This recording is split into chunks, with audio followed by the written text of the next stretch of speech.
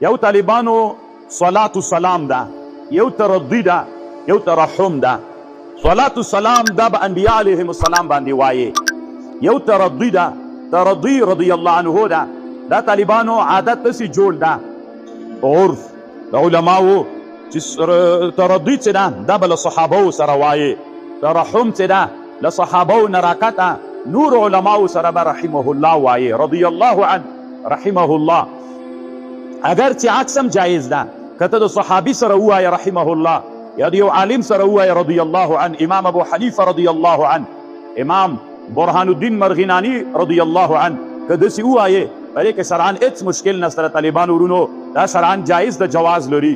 خو اصول داسې جوړ دي طالبانو ورونو چې تصلی والسلام به په چا باندې وایې؟ په انبیاو. ترضی به په چا باندې وایې؟ په صحابو باندې. او ترحم به په چا باندې وایې؟ د صحابو نه راکته نور علماو هغوی باندې به څوک وایې؟ ترحم یعنې رحمه الله به ورسره وایې. دا یو اصل ده. خو یوه خبر دلته بله زده کوي طالبانو ورونو، صلات بغیر له انبیا علیهم السلام نه په بل چا باندې صلات السلام ویلل څنګه دي؟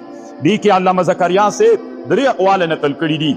یو قول دا د طالبانو ورونو چې غیر له انبیاو نه په بل چا باندې صلات ویلل مکروه ده. غیر له انبیاو نه صلات السلام په غیر له انبیاو نه په بل چا باندې څوک نه، دا مکروه ده.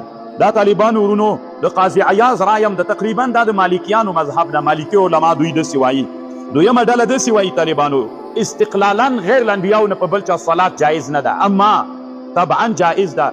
والصلاة والسلام على محمد واصحابه وآله اجمعین. دلته ګوره په صحابو په چا باندې آل ویل صلات ویل سو، په آل باندې.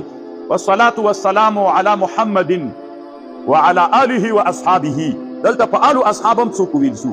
ګوره یوه اوله ډله داسې د طالبانو اوله طبقه علما داسې وایي چې صلات او سلام غیر له انبیاو نه په بل چا باندې مطلقا دا چې د مکروه ده نه به یې ورباندې وایي. دا تقریبا د مالکیانو رایه ده، د قاضي عیاض المالکي رایه ده، اگر چې له مالکیانو نه بغیر د بعضې فقهاو او د محققینو علماو رایم ده. یو دویمه رایه چې هغه د مونږ د احنافو رایه ده، د هغې مطلب دا د طالبانو ورونو صلات السلام استقلالا په چا ویلل مکروه دي، غیر له انبیاو نه په بل چا. طبعا څوک دي؟ دا صحیح دي طالبانو ورونو. او یوه بله ډله علما داسې وایي، هغوی وایي مطلقا جایز ده. د صلات السلام چې ده دا مطلقا جایز ده طالبانو ورونو. دا د امام بخاري روایت ده. هغه وایي طالبانو غیر له انبیاو نه په نورو خلکو باندې صلات السلام جایز ده.